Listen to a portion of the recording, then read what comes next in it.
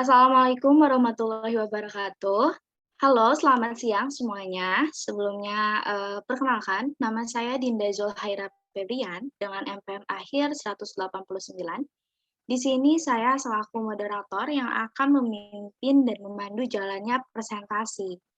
Namun sebelumnya saya akan mengucapkan terima kasih terlebih dahulu kepada Bapak Dr. Johar Arifin, SPTMP, yang mungkin pada kesempatan hari ini juga tidak ada di Zoom meeting kali ini ya, karena di Zoom meeting kali ini hanya ada anggota dari kelompok 5. Saya ingin mengucapkan terima kasih sebagai perwakilan dari kelompok 5 atas waktu dan kesempatan yang diberikan kepada kelompok kami untuk memaparkan dan menyajikan materi mengenai pemahaman kami akan implementasi genetika dalam bidang peternakan.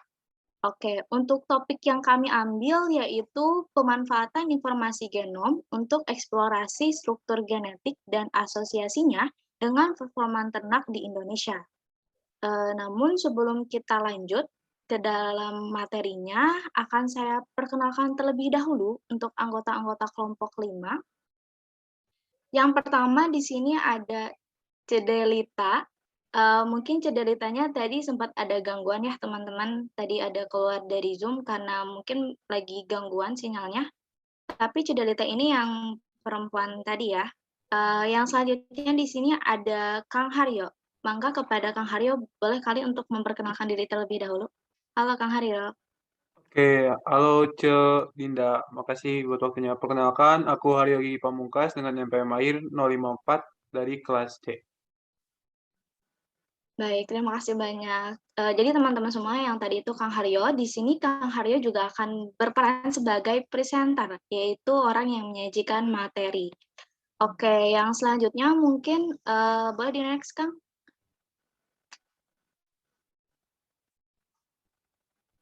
Nah, yang selanjutnya di sini ada Kang Enrico. Halo Kang Enrico. Halo Cidinda. Oke, perkenalkan ya teman-teman semua. Nama saya Enrico Abednego Sucipto dengan NPM akhir 162. Baik, terima kasih banyak Kang Enrico. Jadi teman-teman, Kang Enrico juga di sini akan berperan sebagai presenter. Dan yang terakhir nih, dari akang ganteng kita yang terakhir yaitu ada Kang Mulia. Halo Kang Mulia. Halo juga Cidinda. Perkenalkan teman-teman semua, nama saya Mulia Nirwana Yuda dengan NPM akhir 308. Ini ada kesalahan ya, seharusnya 308. Oh iya, harusnya 308. Oke, mohon maaf ya Kang Mulia atas kesalahan dari NPM-nya. Oke, teman-teman, itu dia beberapa anggota dari kelompok 5. Di sini mungkin saya sebelum lanjut ke pemaparan dan penyajian materi oleh teman-teman dari anggota kelompok 5, saya akan sebutkan dulu beberapa topik atau subtopik utama yang telah kami rangkum nih untuk lebih memperjelas mengenai materi atau topik yang kami ambil. Untuk subtopik yang pertama di sini yaitu perbedaan genom dan genetik yang nantinya akan disampaikan oleh Kang Haryo. Lalu subtopik yang kedua yaitu informasi genom dan manfaatnya untuk pengembangan ternak yang akan disampaikan oleh Kang Mulia. Boleh di next? Nah, ada juga subtopik mengenai peluang penelitian genom ternak di Indonesia, yang ini juga akan disampaikan langsung oleh Kang Mulia. Lalu ada potensi aplikasi teknologi genom untuk perbaikan ternak di Indonesia, yang dimana ini akan disampaikan oleh Cedelita. Dan kebetulan Cedelitanya juga di sini sudah bergabung kembali ya dengan kita di Zoom kali ini. Halo Cedelita.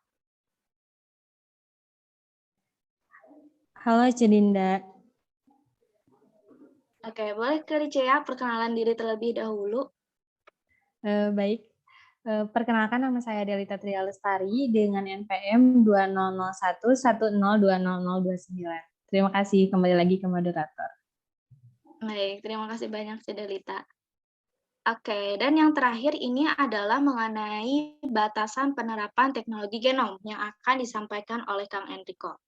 Mungkin itu beberapa subtopik yang akan kami bahas pada kesempatan kali ini. Kita akan langsung masuk saja kepada sesi penyajian dan pemaparan materi.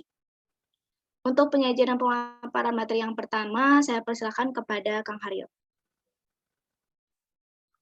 Oke, baik. Terima kasih, Ce Dinda, atas waktunya. Oke, di sini saya akan menjelaskan tentang perbedaan genom dan genetik. Genom merupakan informasi dari keseluruhan DNA yang berada dalam sel tubuh ternak, sehingga dipercaya bahwa teknologi ini mampu memetakan hubungan antara genotip-fenotip secara lebih tepat.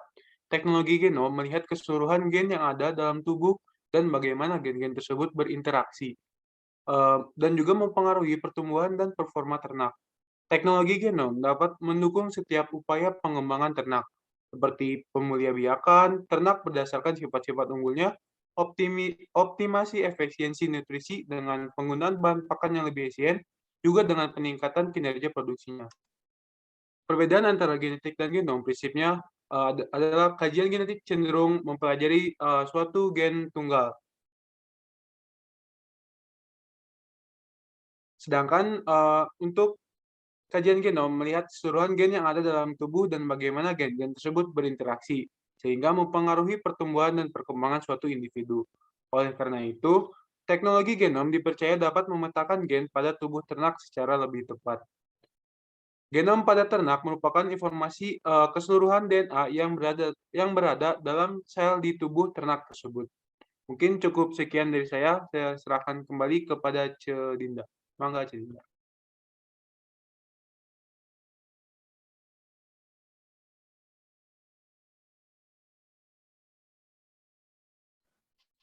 Baik, terima kasih banyak Kang Haryo atas pemaparan dan penyajian materinya.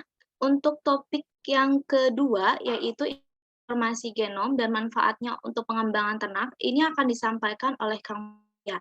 Namun Kang Mulia ini akan menyampaikan dua topik ya. Jadi topik yang selanjutnya juga akan disampaikan yaitu mengenai peluang penelitian genom ternak di Indonesia. Maka dari itu kepada Kang Mulia langsung saja saya persilahkan untuk memaparkan dan menyajikan materinya.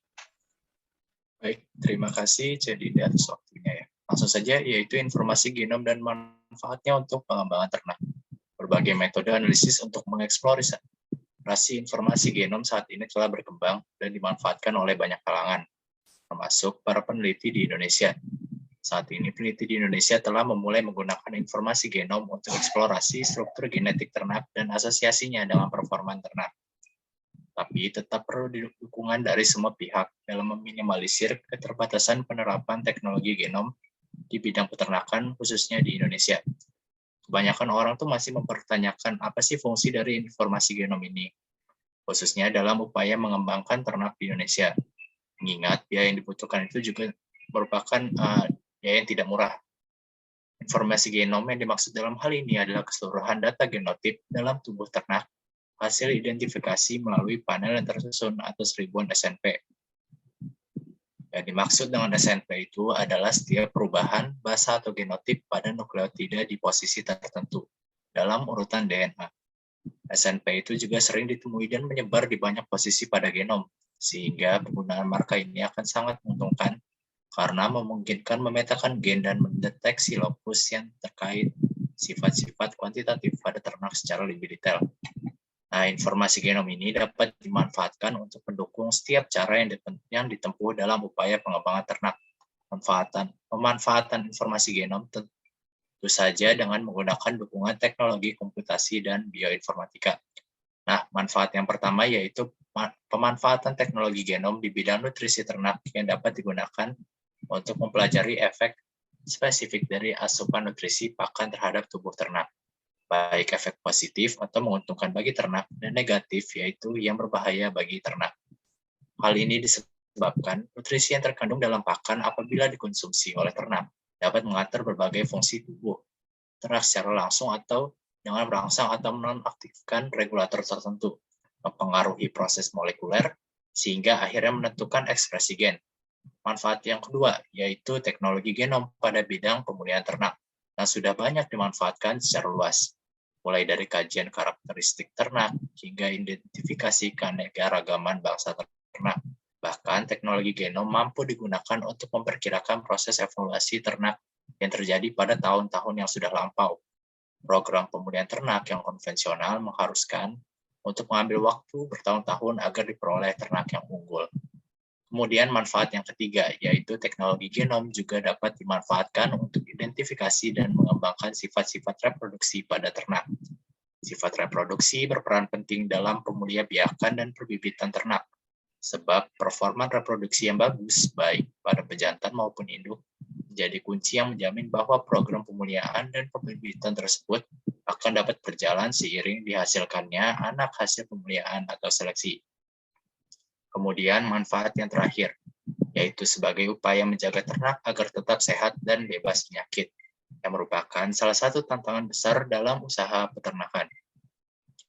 Oleh karenanya, beberapa peneliti telah mencoba memanfaatkan teknologi genom untuk mendapatkan informasi mengenai hubungan antara sifat daya tahan tubuh ternak terhadap suatu penyakit, pola perubahan genetik ketika terserang penyakit, juga mempelajari genom dari mikroba sumber penyakit tersebut. Penggunaan informasi genom dalam bidang kesehatan ternak merupakan salah satu upaya pencegahan terhadap serangan penyakit, khususnya dalam pemilihan atau seleksi ternak yang potensial, bebas dari penyakit menular, dan memiliki kemampuan resisten terhadap suatu penyakit. Kemudian, subtopik yang selanjutnya, boleh di next slide-nya, yaitu peluang penelitian genom ternak di Indonesia. Keanekaragaman ternak yang tinggi memberikan ruang yang luas bagi para peneliti untuk mengambil peran dalam pemanfaatan teknologi genom untuk mengoptimalkan potensi yang dimiliki oleh ternak lokal di Indonesia. Suatu studi dengan menggunakan data genom total ternak Indonesia pertama kali dipublikasikan pada tahun 2014. Studi tersebut menjelaskan mengenai pola keragaman genetik bangsa-bangsa sapi yang telah didomestikasi di dunia. Dalam penelitian tersebut disebutkan pula posisi 5 bangsa sapi lokal di Indonesia, yaitu sapi Bali, sapi Madura, sapi Jabres, sapi Aceh, dan sapi pesisir. Di antara bangsa-bangsa sapi yang ada di dunia, sapi Bali termasuk Bos javanicus, disebut sebagai bangsa sapi asli asal Indonesia yang berbeda dengan Bos taurus dan Bos indicus. Masih banyak peluang pemanfaatan teknologi genom untuk pengembangan ternak di Indonesia. Poin utama yang harus digali adalah bagaimana hubungan antara genom dan karakter-karakter fenotipik ternak yang bernilai ekonomi tinggi. Sebagai contoh, karakter proporsi karkas yang bagus pada sapi Bali, performa sapi PO unggul hasil seleksi kualitas daging domba Wonosobo, karakter produksi telur dan daging ayam kampung unggul, hasil seleksi, dan lain sebagainya. Hasil dari analisis program genom ini pada karakter tersebut akan mampu meningkatkan efisiensi dalam program-program pengembangan ternak apabila dapat kita aplikasikan dengan baik. Baik, itulah penjelasan dari saya. Selanjutnya saya kembalikan lagi kepada Ce Dinda. Terima kasih. Baik, terima kasih banyak Kang Mulia atas pemaparan dan penyajian materinya. Tadi kita sudah mendengarkan mengenai pemanfaatan dan peluang mengenai teknologi genom gitu ya untuk pengembangan ternak di Indonesia.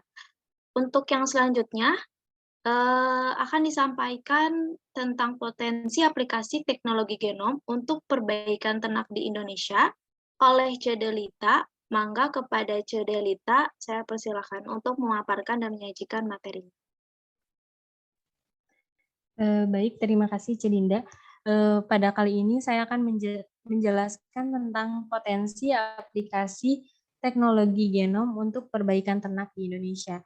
Nah, sudah kita ketahui ya bahwa di Indonesia sendiri banyak merupakan strategi banyak diaplikasikan oleh para peternak rakyat gitu, sehingga seringkali pelaksanaannya itu memiliki banyak kendala.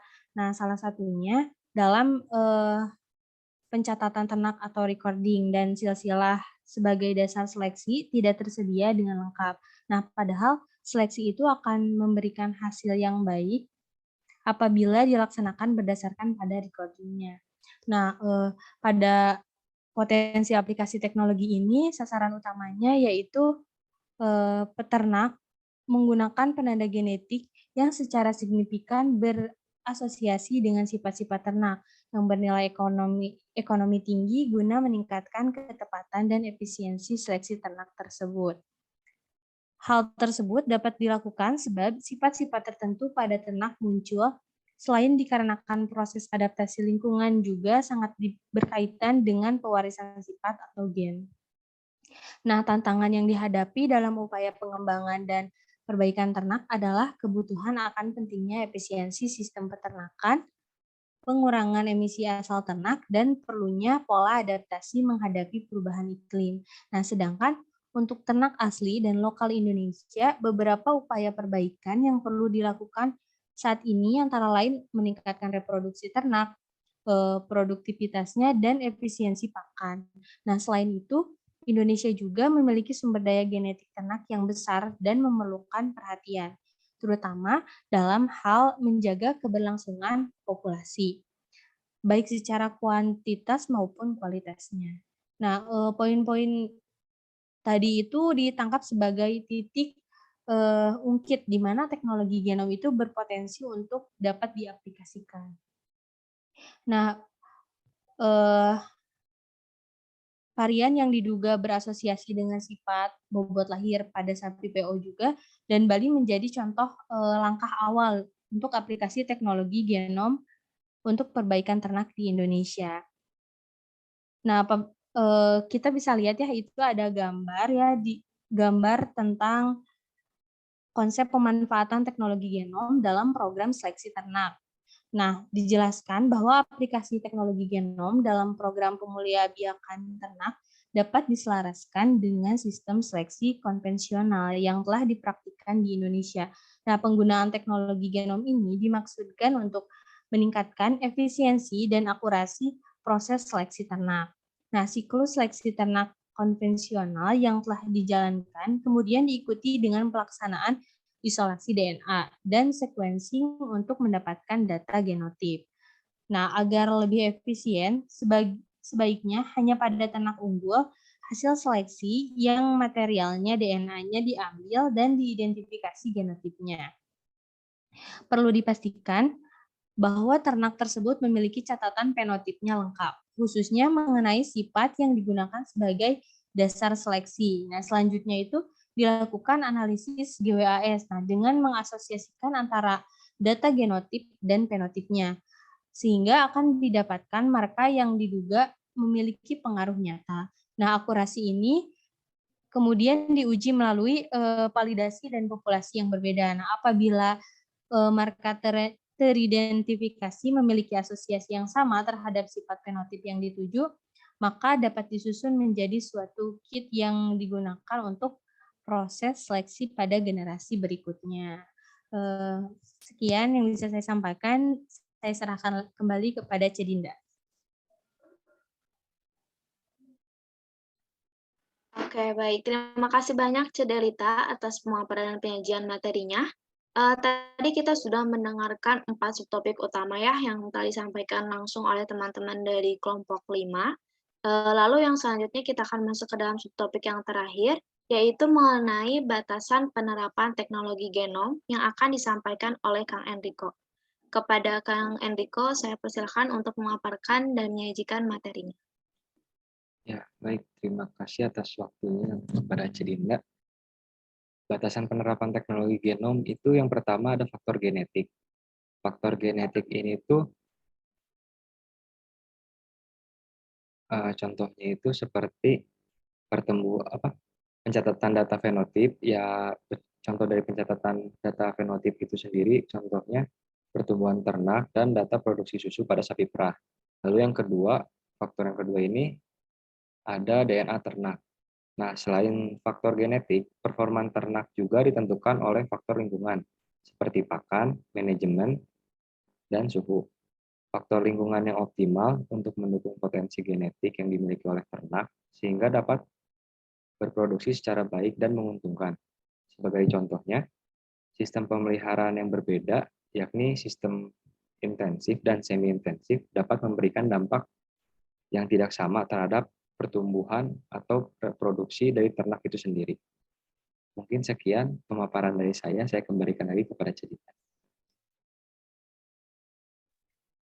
Oke, terima kasih banyak Kang Enrico atas pemaparan materinya. Mungkin itu saja yang dapat kami sampaikan atas materi kali ini. Akan saya simpulkan sedikit mengenai apa yang disampaikan, sehingga kesimpulannya yaitu Eksplorasi potensi genetik guna meningkatkan efisiensi pengembangan ternak menggunakan teknologi genom telah banyak dilakukan oleh berbagai negara di dunia. Peluang pemanfaatan teknologi genom di Indonesia sendiri masih sangat luas dengan adanya sumber daya genetik ternak lokal yang begitu besar.